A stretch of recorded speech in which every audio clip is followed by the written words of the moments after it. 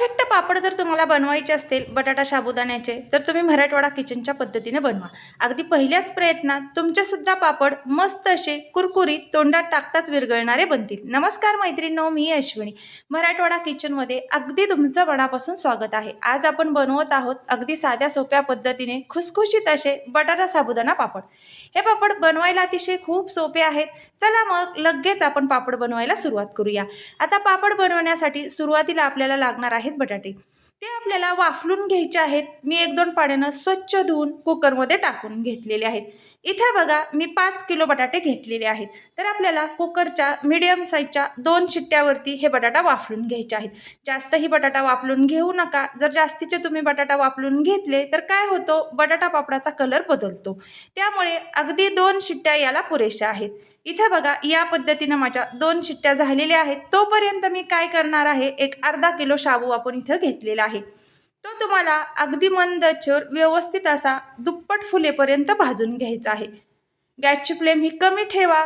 साबुदाणा कुठल्याही म्हणजे उन्हाळी कामामध्ये जर तुम्ही वापरत असाल तर तो भाजून वापरा, कारण जो पदार्थ तुम्ही पापड्या म्हणा किंवा मग काही पदार्थ बनवत आहात ते अजिबात उरले जात नाहीत, खराब होत नाहीत जर तुम्ही व्यवस्थित साबुदाणा म्हणजे भाजून घेतला तर। आणि साबुदाणा भाजून घेतल्याचा दुसरा फायदा म्हणजे जो पदार्थ तुम्ही बनवणार आहोत तो अगदी असा फुलून वरती येतो। त्यामुळे नक्की तुम्ही साबुदाणा घालत असताना तो भाजून घाला। या पद्धतीने इथं माझा साबुदाणा पूर्ण भाजून तयार झालेला आहे।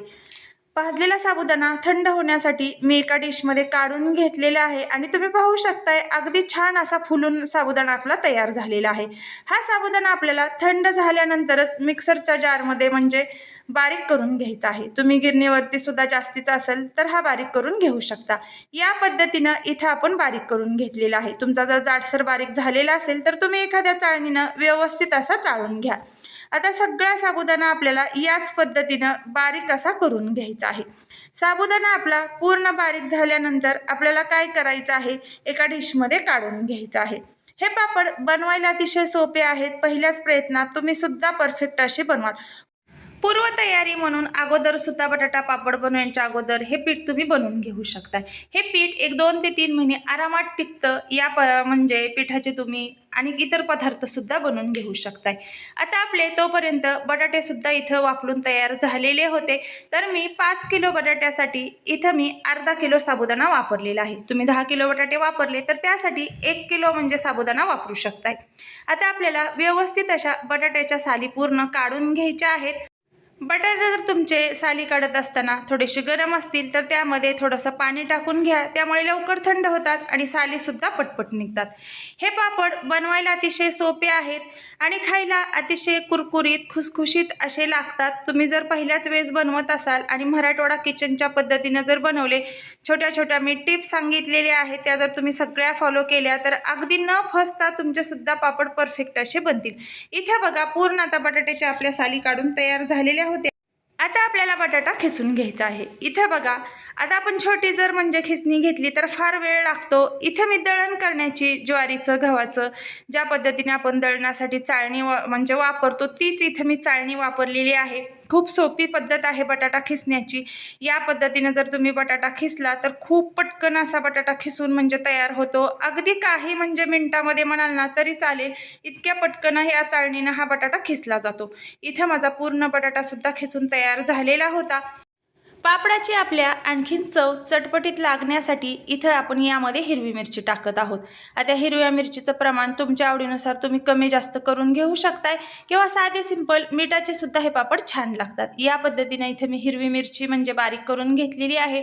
तुमच्याकडे हिरवी मिरची नसेल तर तुम्ही लाल मिरची पावडर टाकली तरी म्हणजे चालेल, छानच लागतात पापड। आता हिरवी मिरची यामध्ये टाकल्यानंतर जे पीठ तयार करून घेतलेलं होतं ते पूर्ण मी यामध्ये टाकून घेतलेलं आहे। आता हे पीठ आपल्याला व्यवस्थित असं मिक्स करून घ्यायचं आहे। चवीनुसार त्यामध्ये मी मीठ टाकून घेतलेलं आहे। आता आपल्याला अगदी हलक्याशा हातानं व्यवस्थित असं हे पीठ मळून घ्यायचं आहे। तुम्ही जितकं छान व्यवस्थित म्हणजे याला जास्त वेळ मळून घ्याल तितके तुमचे पापड तुम्हाला व्यवस्थित पटपट म्हणजे प्रेस करता येतात आणि खुसखुशीत होतात। अगदी हलक्याशा हातानं आपल्याला हे पीठ मळून घ्यायचं आहे। हे साबुदाणा बटाट्याचे पापड बनवायला खूप सोपे आहेत आणि तुम्ही या पद्धतीनं बनवून तुम्ही याची चकली सुद्धा बनवून घेऊ शकता। इथं बघा या पद्धतीनं हवं तसं माझं पीठ तयार झालेलं आहे। आता हे पीठ आपल्याला वाफलून घ्यायचं आहे, कारण वाफलून घेतल्यामुळे बटाटा म्हणजे पापड जे आपण बनवत आहोत किंवा यामध्ये जो साबुदाणा घातलेला आहे तो भाजून तर आपण घेतलेलाच आहे, पण आपण वाफलून घेतल्यामुळे दुप्पट असा फुलला जातो आणि बटाट्याचे पापड अजिबात म्हणजे उरले जात नाहीत। आता इथं हाय फ्लेमच्या गॅसवरती इथं मी एक कढई ठेवलेली आहे, त्यामध्ये थोडंसं पाणी टाकून जे पीठ आपण तयार करून घेतलेलं होतं ते एका डिशमध्ये ठेवून वरती ठेवलेलं आहे। हाय फ्लेमच्या गॅसवरती इथं मी एक 10 ते 15 मिनिट व्यवस्थित असं पाण्याला उकळी देऊन हे पीठ वाफलून घेतलेलं आहे। तुम्ही पाहू शकताय बघा, किती पाहिल्यानंतर कलर सुद्धा अतिशय सुरेख असा याला आलेला आहे आणि पीठ सुद्धा आपलं दुप्पट झालेलं आहे। ज्या पद्धतीने मी डिशमध्ये ठेवलेलं होतं त्यापेक्षा जास्त असं दुपटीनं हे पीठ आपलं वाढलेलं आहे। आता आपल्याला काय करायचं आहे, परत एकदा व्यवस्थित असं हे पीठ मॅश करून घ्यायचं आहे। तुम्ही मॅशरनं मॅश करून घेऊ शकताय किंवा मग एखाद्या म्हणजे जी आपली प्लॅस्टिकची पिशवी असते त्याला थोडासा तेलाचा हात लावून सुद्धा हे पीठ मळून घेऊ शकताय किंवा थंड झाल्यानंतर तुम्ही हाताने सुद्धा व्यवस्थित असं मळून घेऊ शकताय। नक्की तुम्ही या पद्धतीने एकदा मराठवाडा किचनचे म्हणजे बटाटा पापड जे बनवलेले आहेत ते तुम्ही बनवा आणि मला कमेंट करून सांगा, म्हणजे तुम्ही जे पहिल्या वेळेस पापड बनवलेले आहेत त्यापेक्षा दुपटीनं छान झालेले आहेत का। एवढे मस्त टेस्टी हे पापड तयार होतात। आता मी चमच्यानं इथं अगदी हलक्याशा हातानं याला व्यवस्थित असं मिक्स करून घेतलेलं आहे। आता आपल्याला हे सगळं पीठ मिक्स झाल्यानंतर याला थोडासा हाताला तेलाचा हात लावून याच्या हव्या तशा आकाराच्या आपल्याला गोळ्या बनवून घ्यायच्या आहेत।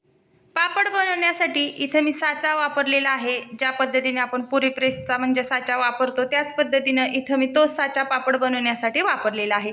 इथे मी 2 म्हणजे कागद घेतलेले आहेत। पहिल्या कागदला सुद्धा मी थोडंसं तेल लावून प्लास्टिकच्या घेतलेलं आहे आणि त्यावरती हवा त्या आकाराचा म्हणजे छोट्या मोठ्या आकाराचा तुम्ही गोळा बनवून ठेवू शकताय आणि जो दुसरा आपण पेपर घेतलेला आहे त्याला सुद्धा मी थोडंसं तूप लावून घेतलेलं आहे।